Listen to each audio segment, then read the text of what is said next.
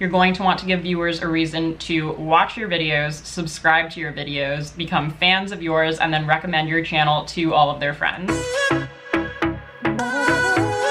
Hi everyone, and welcome back to my channel and to a brand new filming backdrop while I'm here in New Jersey. If you're new around here, my name is Austen and I am a beauty and style content creator typically based in New York City. And in today's video, we are going to be talking all about how to grow a YouTube channel from scratch. I've been getting this question a lot recently, and I realized that I haven't made a video yet about it, but now that I'm coming up on my 3-year anniversary here on YouTube, yes, I cannot believe it's been 3 years, and I cannot believe how much has changed since then. I figured that there's no better time to look back on the past 3 years and let you guys know what worked well for me, what to avoid, and really how to create a channel that will be successful in the long term. I've broken this video down into 6 key tips and things to focus on when you are starting YouTube with zero experience. So if you've been thinking about starting a channel or you have 1 or 2 videos up but you haven't really done much with it, keep on watching. Before I get into the video, if you're new here, I would love to have you as a subscriber. Here on my channel, I do beauty product reviews and tips for style and beauty content creators to make high quality content. So if that's your thing, be sure to hit the subscribe button down below and give this video a thumbs up if you find the information in it useful.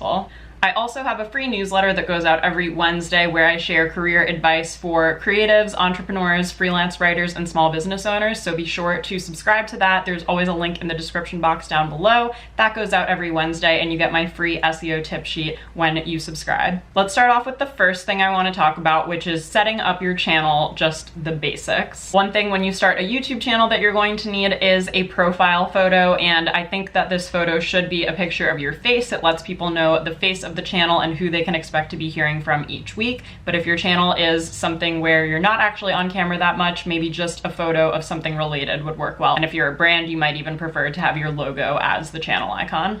You also want to fill out your channel description, and this is a very important thing to focus on because it helps tell YouTube what your channel is about so that it can rank your content accordingly with what you describe your content as. This might end up changing over time, so just try to focus on some keywords that can really help your channel stand out and things that you think you'll be creating videos about. Another huge piece of real estate is your YouTube channel art. It's like a banner that goes above your channel. I think that it's important there to have another photo of yourself to say what your channel is about and when you plan on posting. Consistency is really major on YouTube, so put the date that you're planning on posting videos, whether that's every Wednesday or if you want to keep it a little vague and say every week or something like that, just so people know when they can expect to hear from you. If your channel is stagnant and you don't upload videos all the time, you're not really giving someone a compelling reason to want to subscribe to you. Also, next to your banner is where you can add links to external sources. So you can link a blog, you can link your Instagram page and all of that. So you might want to use a part of the banner to point out something that is a call to action for the viewer to take when they are visiting your channel. Moving on to the second thing I want to talk about is picking a topic that you're interested in and making videos on that topic. And when I started my YouTube channel 3 years ago,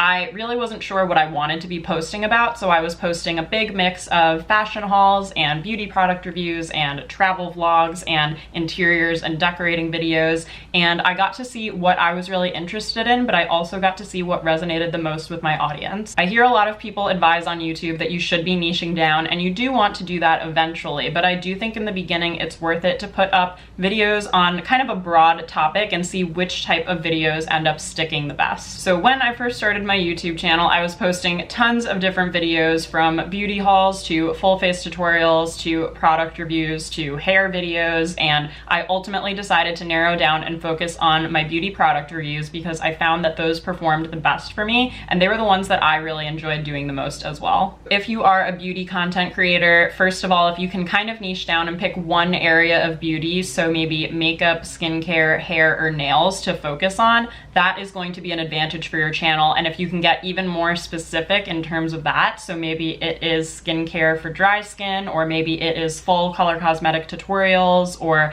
maybe it's natural hair videos, or videos for how to do your own gel manicures, you know, those kind of things are really specific niches, and they have a really specific target customer, target viewer that you can focus on. Whereas a channel that just broadly posts on beauty will be less likely to be discovered in YouTube's algorithm. YouTube wants to know what you're an expert in, so the more content you create in one kind of category, that can also web together. So you can say, go check out this video for a further explanation on that, or watch my last video to see how I got to this point, so that you can kind of create this web of viral content that people will want to stay on and watch for a while. Now, speaking of getting people to watch your content, first of all, they have to be able to find your content, and that's why it's really important to be able to create searchable and SEO focused videos. If you're brand new to SEO and don't know anything about it, make sure you subscribe to my newsletter and get that free SEO download that you get when you sign up, because that will be a really good overview and cover a couple of the basics for you. SEO stands for search engine optimization, so you want to do some keyword research to find titles, tags, and write a thoughtful description that will help your video show up in search results when someone types in a keyword or a phrase that they might be looking for. I have a whole video where I explain my keyword research process, so I'll link that up here in case you want to watch it after this video.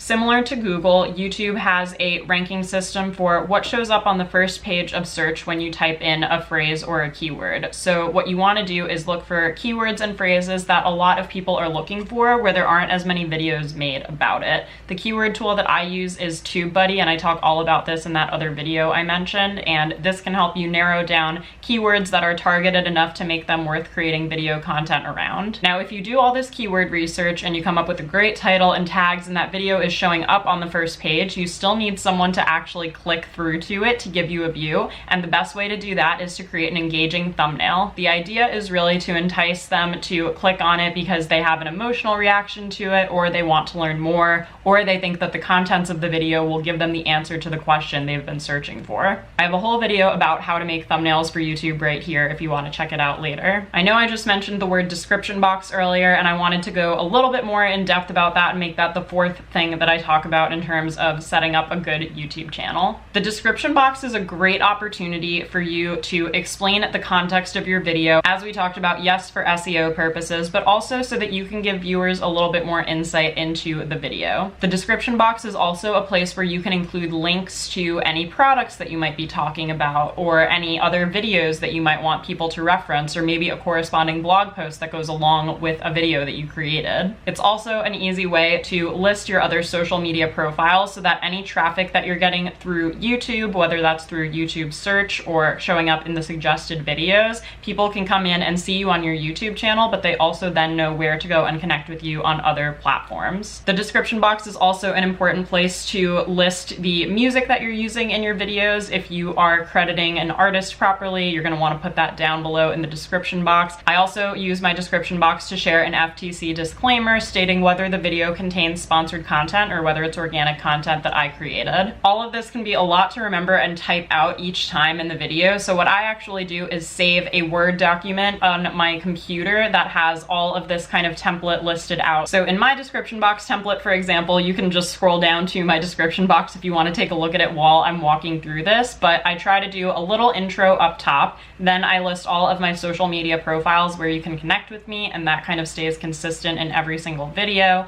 Then I will include any products that I might have mentioned in the video or any links that I reference that are not on YouTube. From there, I also like to include 3 related videos in case anyone wants to watch something similar, and I also try to include 3 related blog posts too, to use YouTube as an opportunity to drive some traffic back to my blog. Then at the bottom, I list my camera equipment, my lighting, the artist of the song that I'm using in my video, and my FTC disclaimer at the bottom. If you don't know where to start with your own description box template, feel free to use the same order that I use down below in my videos. That should cover you fine if you are a general YouTube channel. Moving on to the 5th thing that I think is so key for growing a successful YouTube channel is to constantly be checking your analytics in the back end of YouTube and to actually take action on those analytics. I think being able to audit your own channel and look to see what is working well, what maybe has a high drop-off rate, what isn't getting click-throughs right after you post it, and what is performing the best out of all of your videos are all factors that you can look at to determine what kind of content is resonating best with your audience. If you see that one video is outperforming all of the rest of your videos, try making a few similar videos around that content topic. I talk a lot more about this in this video right here about the exact process that I use to kind of audit my YouTube channel, but being able to look at basic metrics like retention time, audience click-through, and who's subscribing is really important. Looking at my YouTube analytics revealed to me that product reviews were incredibly helpful for my channel in terms of driving in traffic, and the more of those that I created, the higher my videos started appearing in search results. Reviewing your analytics and checking in a lot lot on them is also very helpful in terms of getting monetized on YouTube. Getting monetized on YouTube is amazing because it means that you can run ads on your videos and actually earn income based on how many people are viewing your videos. The threshold for getting monetized on YouTube is to have a minimum of 1,000 subscribers and 4,000 watch hours. This is why checking to see which videos of yours make people subscribe and how long people are watching through your whole video is so important. You can get your application to apply for monetization together at any time for YouTube, and then once your channel hits those two achievements, then you'll be submitted for monetization review. And my last tip, and this is really the most important one, is to focus on your community on YouTube. I don't always remember to do this. I'd like to be better about this, but it really helps on videos if you pin a comment at the top of the video and ask a thoughtful question that people can then answer in the comments. And if someone does ask a follow-up question in the comments, make sure to get back to them as much as you can. And don't just stay on your channel, go and check out other similar channels in your niche, because you never know if that could lead to you going through the comments and finding similar subscribers that you could maybe draw into your channel, or if it could lead to a potential collaboration in the future.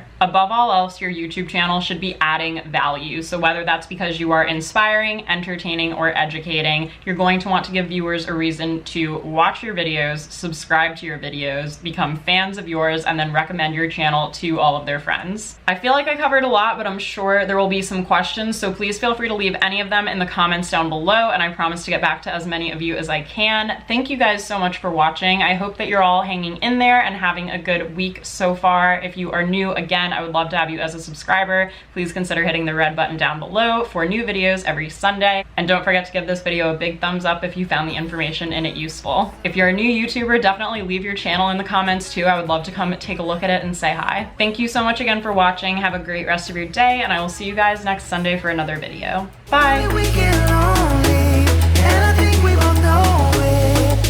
Why can't we